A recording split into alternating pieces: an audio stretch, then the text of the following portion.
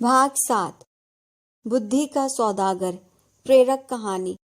एक समय की बात है। गुजरात के एक छोटे से गांव में एक निर्धन लड़का रहता था। उसके माता पिता नहीं थे। गांव में उसके पास आजीविका का कोई साधन नहीं था, परंतु वह बहुत बुद्धिमान था। अपने पिता से उसने काम की कई बातें सीखी थी। उस दिन उसके दिमाग में एक अद्भुत विचार आया। उसने शहर जाने की ठान ली। शहर जाकर उसने एक सस्ती सी दुकान किराए पर ली। दुकान के बाहर एक बोर्ड लगाया जिस पर लिखा था, बुद्धि का सौदागर, यहाँ बुद्धि बिकती है। लड़के की दुकान के आसपास कई तरह की दुकानें थीं। फल, सब्जियां, कपड़े, जेवर, मेवे और रोजमर्रा की चीजों की दुकानें। सारे दुकानदार उस लड़के की खिल्ली उड़ाते, भाई ये दुकान तो बड़े गजब की है, अब तो अक्ल भी बिकाऊ हो गई है। लड़का उन बातों की कोई परवाह नहीं करता था।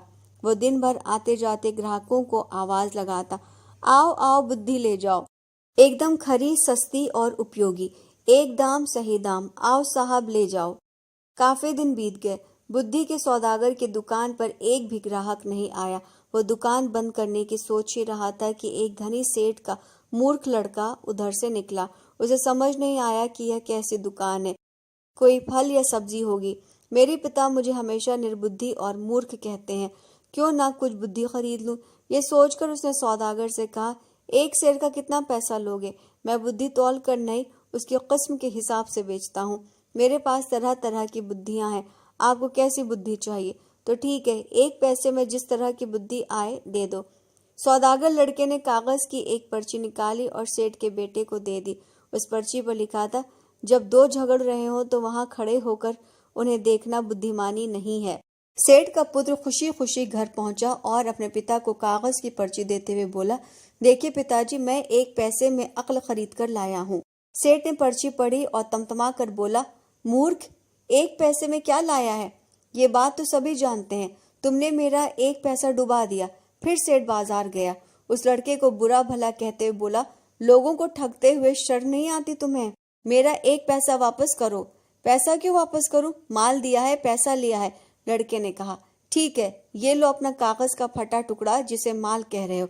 नहीं चाहिए हमें तुम्हारा माल, ये लो। कहते हुए सेठ उसकी पर्ची वापस करने लगा।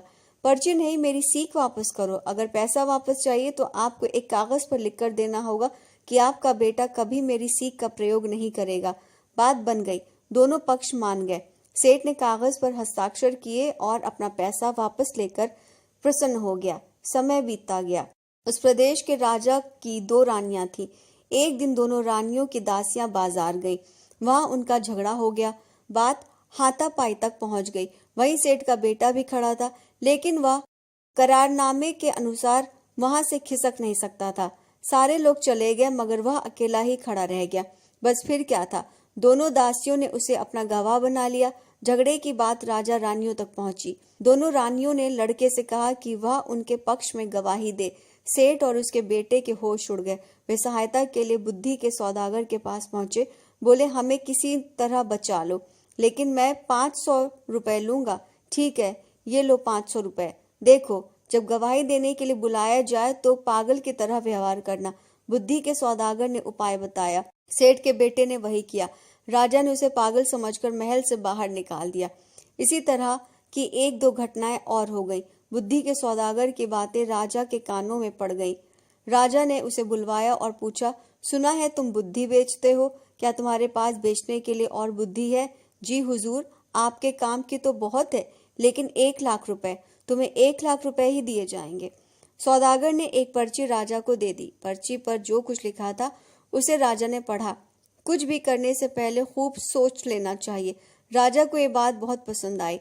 उसने अपने तकिए के गिलाफ पर, पर्दों पर, अपने कक्ष की दीवारों पर, अपने बर्तनों पर इस वाक्य को लिखवा दिया, जिससे वह इस बहुमूल्य बात को कभी ना भूले और ना ही कोई और भूल सके। एक बार राजा बहुत बीमार पड़ गया। राजा के एक मंत्री ने वैद्य के साथ मिलकर षड्यंत्र रचा और राजा की दवा में विष मिला दिया। दवा का प्याला राजा ने अभी मुंह के पास रखा ही था कि उस पर खुदे शब्दों पर उसकी नजर पड़ गई।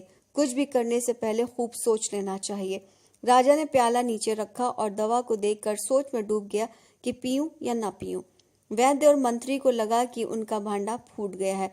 वे दोनों राजा से क्षमा मांगने लगे। महाराज, हमें क्षमा कर दीजिए, हमसे बहुत बड़ी भूल हो गई। राजा ने सिपाहियों को बुलवाकर दोनों को कारागार में डलवा दिया। बुद्धि के सौदागर को उन्होंने अपना मंत्री बनाया और इनाम में खूब सारा धन दिया।